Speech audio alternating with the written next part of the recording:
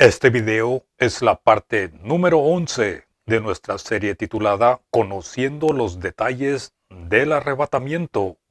Algunos lo llaman el rapto de la iglesia. Les sugiero a que escuchen comenzando con la primera parte de esta serie, si no lo han hecho, para modo de seguir el contexto de esta enseñanza y para que no se pierdan toda la información que hemos publicado sobre este tema.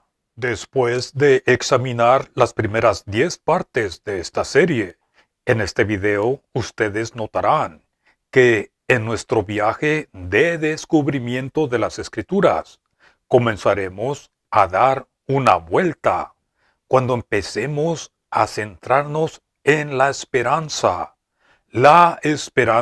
establecida por Dios, nuestro Dios, que es rico en gracia y en amor. Nosotros, que somos de las naciones que anteriormente fueron desechadas. Nosotros, que éramos los paganos, los gentiles de las Escrituras. Nosotros hemos recibido un glorioso mensaje de esperanza de parte de nuestro Dios a través del apóstol Pablo. Pero antes de comenzar a mostrar esa esperanza tan especial, debemos recordar primero que a través de todo el libro de los Hechos y hasta su último capítulo, el apóstol Pablo predicaba de la siguiente manera. Noten esto, dando testimonio.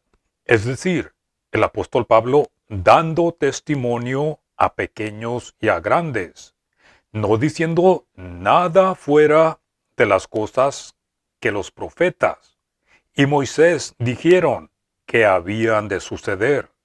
¿Notaron eso? El apóstol Pablo no predicaba nada fuera, no predicaba nada nuevo, no predicaba nada más que las cosas que los profetas del Antiguo Testamento y Moisés dijeron que habían de suceder. Y todas las cosas que los profetas y Moisés dijeron era la esperanza en aquel tiempo de Pablo y de todos los creyentes y de todo Israel. Además, la esperanza que Pablo retenía y proclamaba a los creyentes de aquel tiempo de los hechos era la esperanza de las promesas hechas a los padres. Eso es, a los padres de los israelitas. Por ejemplo, Abraham, Isaac, Jacob, el rey David, etc. Noten los siguientes versos. Hechos capítulo 13, verso 23 dice, hablando del rey David, de la descendencia de éste, y conforme a la promesa. ¿Cuál promesa?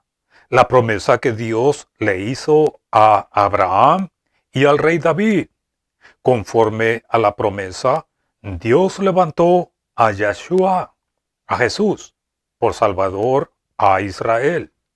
Y el verso 26 de este mismo capítulo dice, varones hermanos, hijos del linaje de Abraham. Los hijos del linaje de Abraham son los israelitas. Y luego dice, y los que entre vosotros teméis a Dios.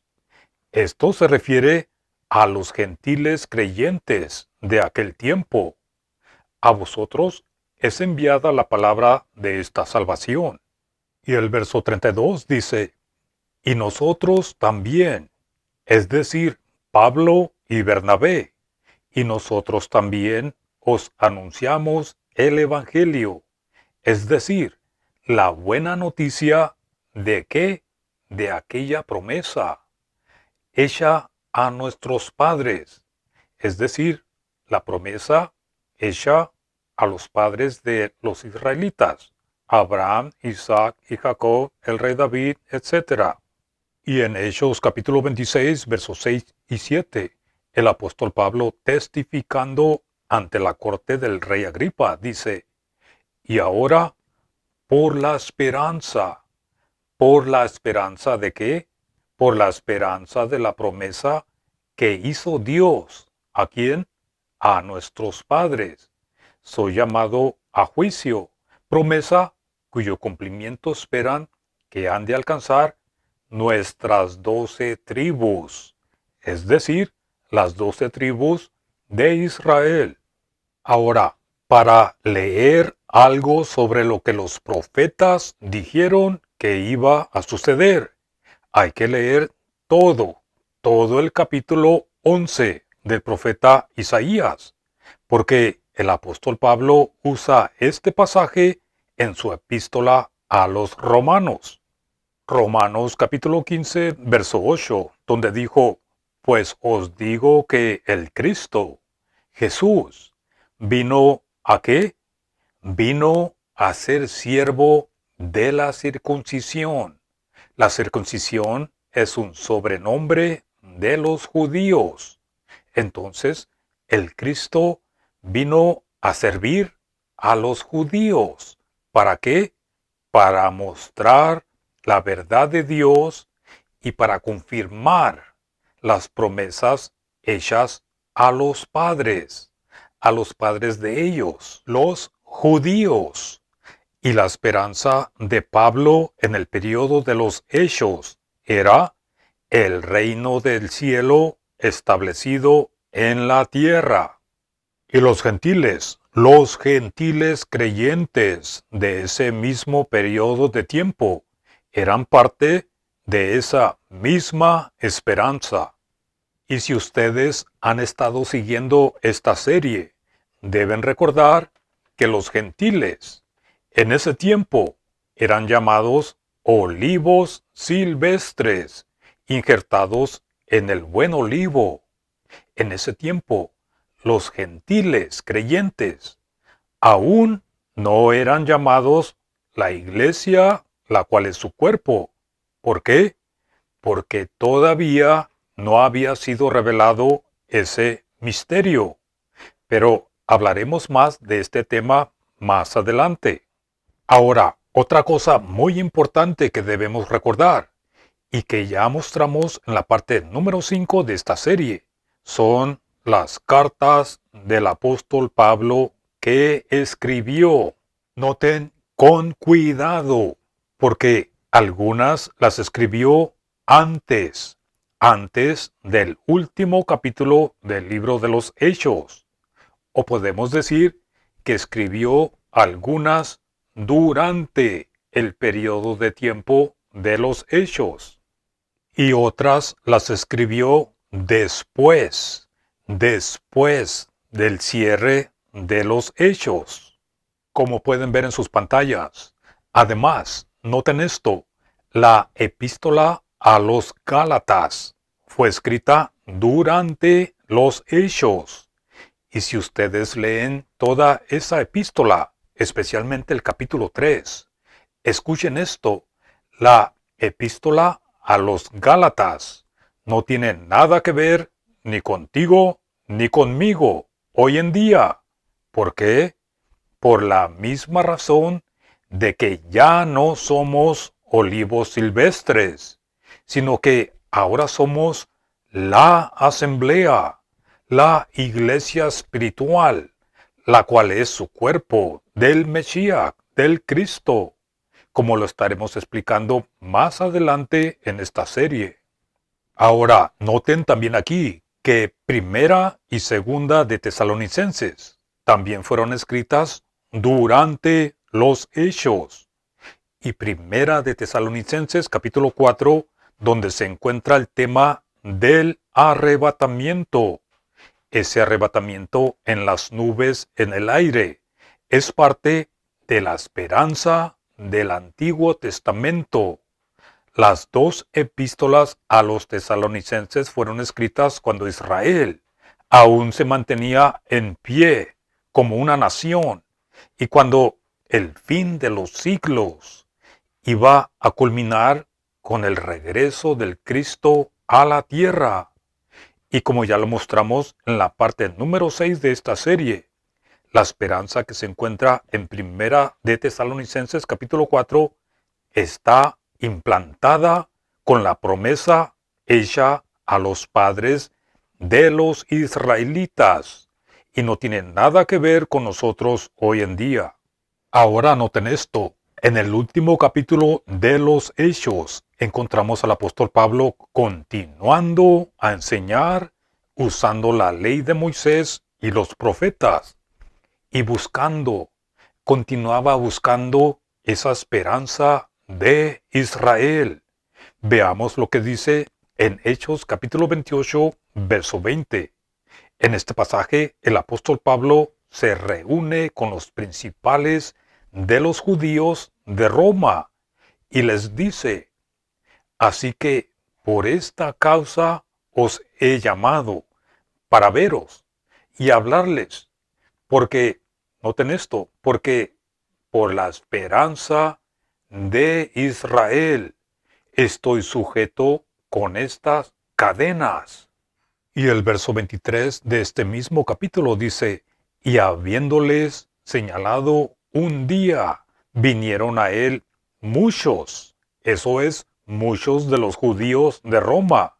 Vinieron a él muchos a la posada, a los cuales les declaraba y les testificaba el reino de Dios desde la mañana hasta la tarde, persuadiéndoles acerca de Jesús. Noten esto, tanto por la ley de Moisés como por los profetas. Y el verso 24 dice: y algunos asentían a lo que se decía, pero otros no creían. Como ven, en este capítulo, Pablo predica primero a los judíos, como era su costumbre durante todo el periodo de los Hechos. A estos israelitas dispersos, Pablo les proclamaba el reino de Dios usando la ley de Moisés y los profetas, en perfecta armonía con su postura, como vimos en Hechos capítulo 26. Y nos damos cuenta que los judíos en Roma, al igual que en la tierra de Israel y en todas partes, discutían entre ellos y no creían. Y esta no era la respuesta que la palabra de Dios debía traer. Así que nuestro Padre Celestial puso a un lado la nación de Israel por un tiempo, temporalmente. El verso 25 dice: y como no estuvieron de acuerdo entre sí, al retirarse, o mejor dicho, fueron retirados, la nación de Israel fue puesta a un lado temporalmente y su esperanza fue puesta a un lado también.